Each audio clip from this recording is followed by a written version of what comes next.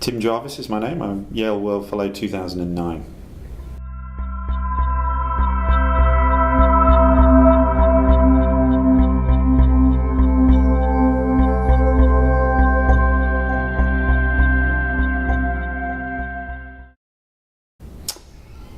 Yeah, since I left, I've been doing two things probably. One is an action-orientated environmental think tank called Do Tank, which is about doing rather than talking, as the name would imply. And the other thing is my Shackleton reenactment expedition, which is a big Discovery Channel 3-hour spectacular with lots of logistics, and that's taken all that time since I left basically to plan. So I've been pretty busy with those two things. A lot of detail with both. The Do Tank is really informed by a lot of my expedition thinking. It's about saying we know roughly what the outcome is we want to try and achieve in the environment. Let's just go and try and deliver it, and then try and record how we did it and make the IP freely available, and then repeat it and scale it, change the world one small intervention at a time. That's the sort of the Do Tank way. And as I say, it follows on from the whole expedition thinking.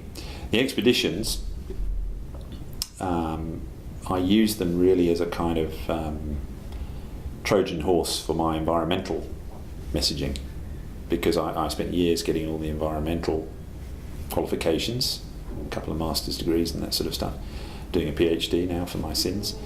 And you go through the front door of corporate organisations, you try and change them, saying, look, I'm well qualified to talk about this stuff, this is what you should be doing. And it's surprising how little traction you can get. But if you go in as the kind of the adventure guy that everybody wants to know, to a board which is made up predominantly of men, that's a bad thing, very evidently, but that's the reality at the moment. And they identify with you at some level, and they like your messaging about motivation and problem solving and teamwork and all that good stuff that helps improve bottom line profitability and those sorts of good things, good for an organisation. And then you pitch your environment message by stealth when you have them in the palm of your hand in a corporate talk, for example. It's amazing what change you can get. They almost come up alongside you after the talk and go, is that really what's going on? And you go, yeah, it is, and this is what you should be doing, quite frankly. And you buy credibility with people that's different from being a greenie who goes in, as I say, through the front door with a very overt green message, which people sometimes react against.